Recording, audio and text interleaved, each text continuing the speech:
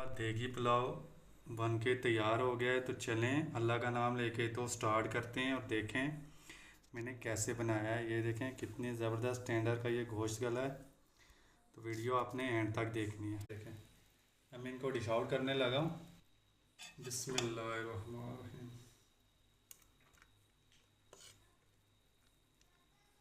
बिस्मिल्लाहिर्रहमानिर्रहीम।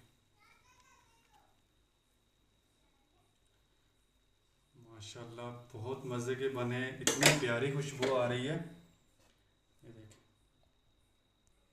ये देखें माशाल्लाह कितने ज़बरदस्त ये देगी पुलाव बना है, बहुत टेस्टी बना है।